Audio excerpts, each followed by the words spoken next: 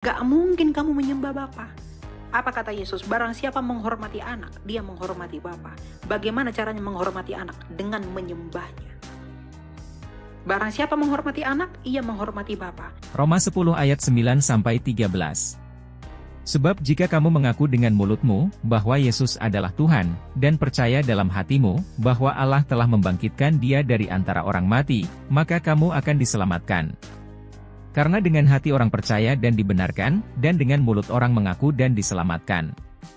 Karena kitab suci berkata, barang siapa yang percaya kepada Dia, tidak akan dipermalukan.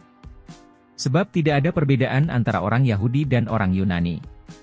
Karena Allah yang satu itu adalah Tuhan dari semua orang, kaya bagi semua orang yang berseru kepadanya.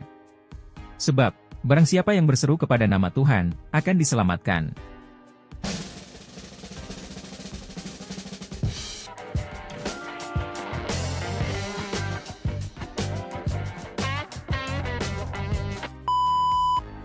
Shalom Elia.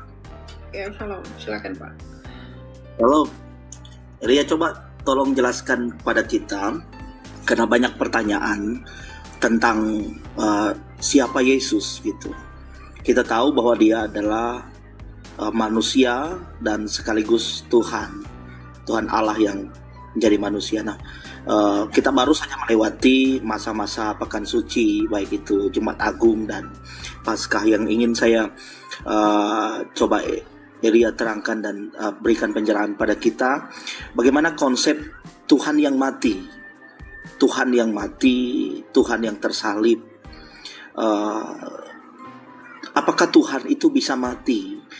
Sehingga kemudian pertanyaannya, kalau Dia bisa mati, berarti Dia tidak maha kuasa, seperti itu. Terima kasih Elia. Oke, sebentar ya. Timothy, silakan Timothy. Iya, selagi menunggu Mas Elia, saya akan menjawab sedikit seperti ini. Alkitab tidak pernah mengatakan kealahan Kristus itu yang mati. Alkitab dengan tegas mengatakan kemanusiaannya yang mati. 1 Petrus 3:18. Sebentar, saya cari dulu ya. 1 Petrus 3:18. Sebab juga Kristus telah mati sekali untuk segala dosa kita, Ia yang benar untuk orang-orang yang tidak benar, supaya Ia membawa kita kepada Allah. Ia yang telah dibunuh dalam keadaannya sebagai manusia. Itu keilahiannya atau kemanusiaannya? Kemanusiaannya. Dikatakan keadaannya sebagai manusia. Kalau nggak salah ya, dalam Filipi pasal 2. Sebentar, dalam Filipi pasal 2 ayat yang ke-8. Dan dalam keadaannya sebagai manusia telah merendahkan dirinya dan taat sampai mati. Ini konteksnya kemanusiaannya. Kristologi dari kematian Kristus itu pada kemanusiaannya. Nah, jadi kalau ada yang menanyakan tentang bagaimana mungkin Allah bisa mati, ya Allah tidak bisa mati. Bagaimana mungkin Allah bisa mati? Allah itu roh. Yang mati itu adalah kemanusiaannya. Terus apa tujuan Dia mati? Pertama, sebagai penebus bagi umat manusia. Yang kedua, dengan kematiannya Ia bisa turun dalam kerajaan maut, mengalahkan iblis, dosa dan maut. Dalam Ibrani pasal 2 ayat 14 itu sudah jelas kok, dikatakan bahwa sebentar saya cari lagi biar lebih lebih mantep. Ibrani pasal 2 ayat yang ke-14.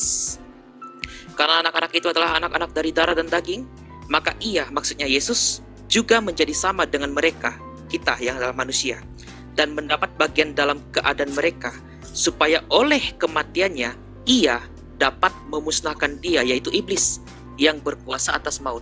Jadi peranan kemanusiaan Kristus dalam rohnya itu, yang juga diilahikan melalui sang firman ini, turun dalam kerajaan maut, mengalahkan iblis dan kuasa maut. Nah, itulah peranan ketika kemanusiaan Kristus, yang dimana ketika Ia mati, rohnya itu turun dalam kerajaan maut dan mengalahkan maut, iblis, dan sebagainya, dan membawa orang-orang yang di perjanjian lama menghadap kepada Allah di hadapan tahta kerajaan surgawi. Mungkin ada yang mengatakan seperti ini. Bagaimana mungkin Allah itu bisa dikatakan mati kalau seandainya Allah itu mati, tidak ada lagi yang menjaga kelestarian ciptaannya. Mereka tidak pernah bisa memahami pengertian misteri ilahi yang omnipresent, maha hadir. Yeremia pasal 23 sampai dan 24. Masakan aku Allah di sini tapi bukan Allah yang ada di sana? Sesungguhnya aku adalah Allah yang di sini sekaligus Allah yang ada di sana.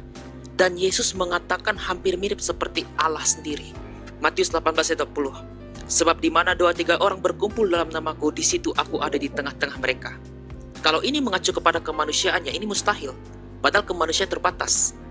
Tapi kalau kita melihat dalam kemisterian keilahiannya sebagai Sang Firman, maka kita dapat mengerti bahwa pengertian ini menuju kepada keilahiannya yang omnipresent, maha hadir.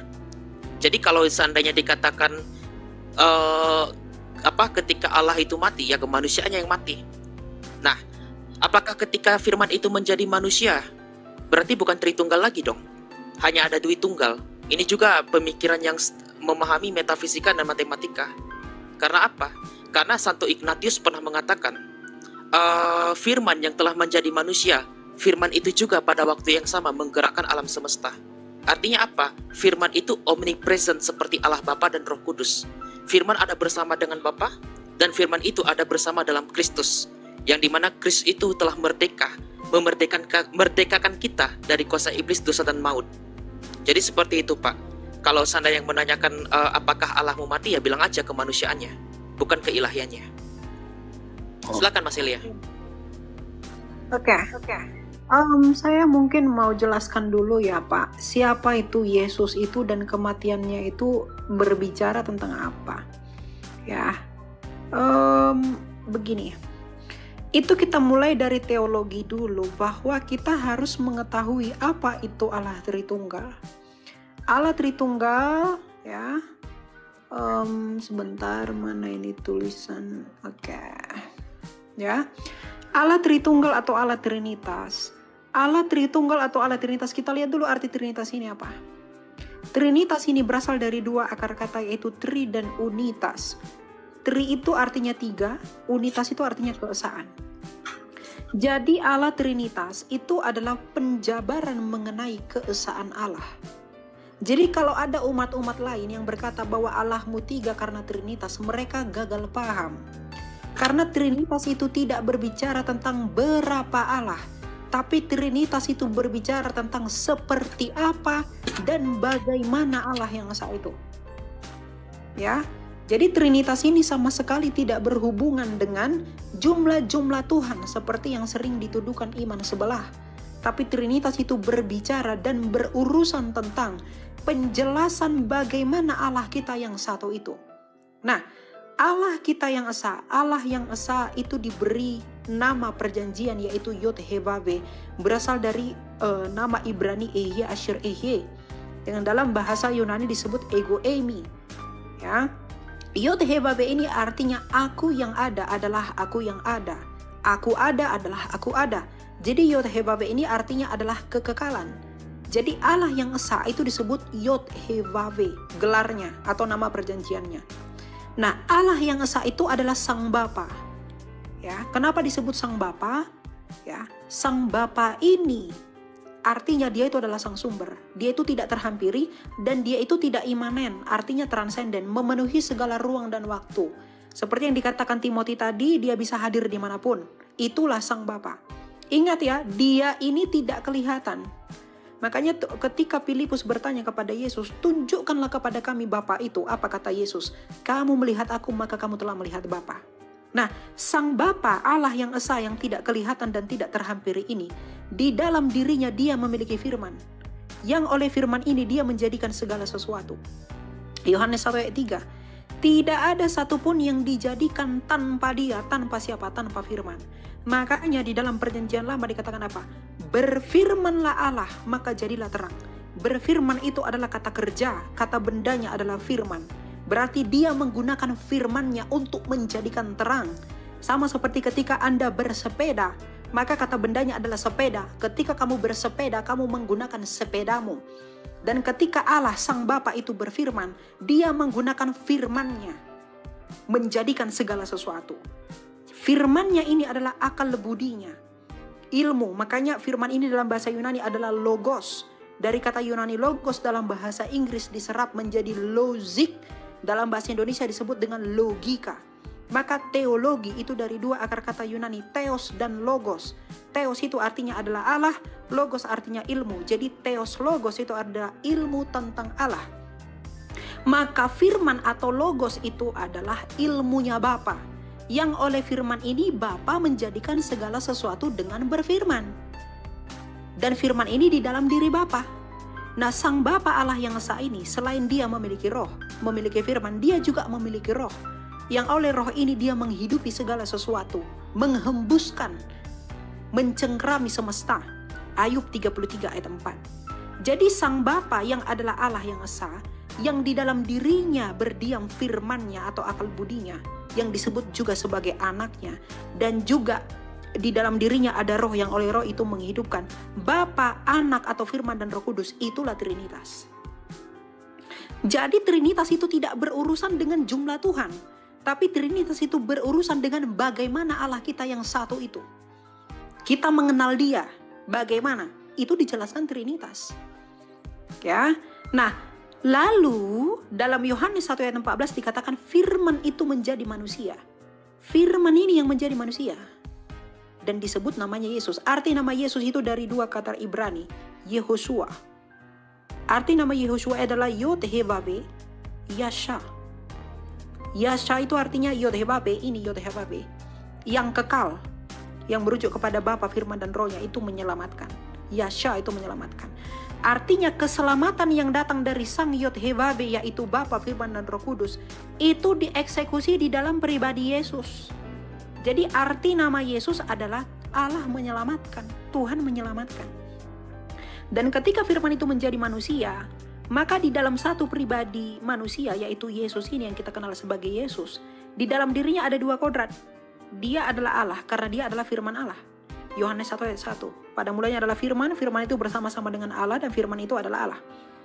Karena firman Allah ya Pak, firmannya Bapa pastilah Allah karena Bapa adalah Allah.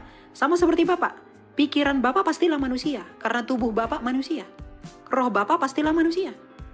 Ada tubuh, ada pikiran atau firman, ada roh Bapa, tapi tidak ada tiga manusia, hanya ada satu manusia.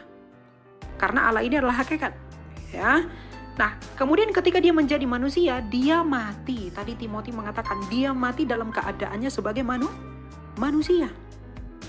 Kalau dalam iman kita firman Allah menjadi manusia, dalam iman mereka firman Allah jadi buku. Ketika buku itu dibakar, apakah firman Allahnya itu juga terbakar? Tidak. Firman Allah itu kekal. Ada kalam nafsi dan kalam lafsi kalau dalam iman mereka. Ya. Jadi ketika dia menjadi manusia, dia mati dalam keadaannya sebagai manusia. Jadi yang mati itu adalah kemanusiaan firman, bukan kealahannya. Dan ketika dia berdoa, makan, minum, menangis, itu dia dalam keadaannya sebagai manusia, bukan sebagai Allah. Dan ketika dia berdoa dia berdoa kepada siapa? Kepada Bapanya yang mengutus dia. Jadi Bapa, Anak atau Firman dan Roh Kudus yang adalah rohnya Bapa, itulah Trinitas. Jadi mengenai Tuhan yang mati, tidak ada Tuhan yang mati. Yang mati itu adalah kemanusiaan dari Firman. Ini loh kemanusiaan Firman Allah yang mati dan dia bangkit kembali. Jadi orang itu bilang Tuhan kita mati karena nggak ngerti ini. Mereka berpikir Yesus itu adalah Bapa yang jadi manusia. Padahal Yesus adalah firman Allah yang menjadi manusia. Akal budinya Bapa yang menjadi manusia. Makanya Yesus bilang apa Pak? Akulah jalan kebenaran dan hidup. Tak seorang pun yang dapat datang kepada Bapa kalau tidak melalui aku. Tugas firman itu adalah memperkenalkan Bapa.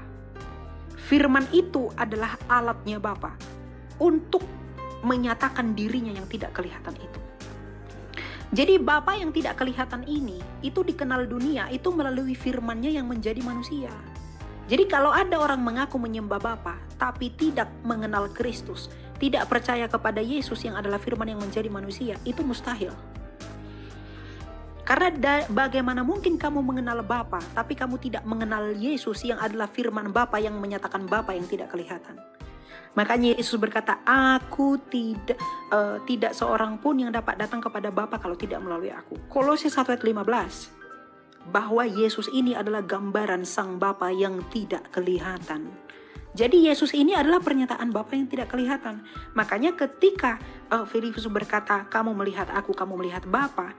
Artinya ketika kita melihat firman-Nya Bapa, maka kita melihat Bapa. Karena firman-Nya Bapa yang menyatakan Bapa. Jadi kalau umat Saracen sana mengaku menyembah Bapa, tapi tidak menyembah Kristus, itu mustahil. Karena ya Kristus itu firman-Nya Bapa sendiri yang keluar dari Bapa. Makanya Yesus berkata apa? Aku datang dan keluar dari Bapa.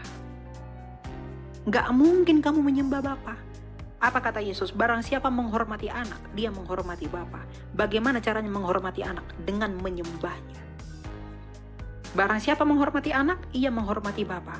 Barang siapa menyangkal anak, ia menyangkal Bapa. Jadi kalau kamu tolak percaya sama Yesus, kamu juga menolak Bapa. Tetapi kalau kamu menghormati Bapa, kamu menghormati anak, harus menghormati anak. Bagaimana kamu menghormati Bapa ini? Dengan menyembahnya. Maka anaknya atau firman-Nya sendiri pun harus kamu sembah. Karena firman ini di dalam dia, bukan di luar dia. Makanya orang-orang lain bilang, kenapa sih firman yang disembah? Karena ya firman ini yang menyatakan Bapa ini. Kami nggak mungkin langsung kenal Bapa tanpa firman. Oleh firman inilah kami sampai kepada Bapa. Karena firman ini bukan sesuatu yang di luar Bapa, tapi dari dalam diri Bapa. Sama seperti saya. Saya nggak lihat muka Bapak Aci Uyau ini bagaimana. Tapi saya bisa kenal Bapa. Siapa Bapa, seperti apa Bapa, melalui firman-Mu yang menjadi suara.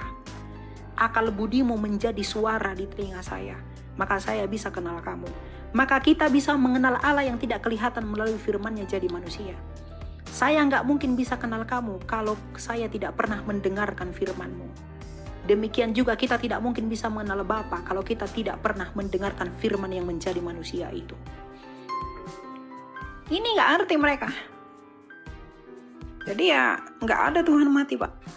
Dalam iman Kristen itu nggak ada Tuhan mati. Kemanusiaan firman yang mati.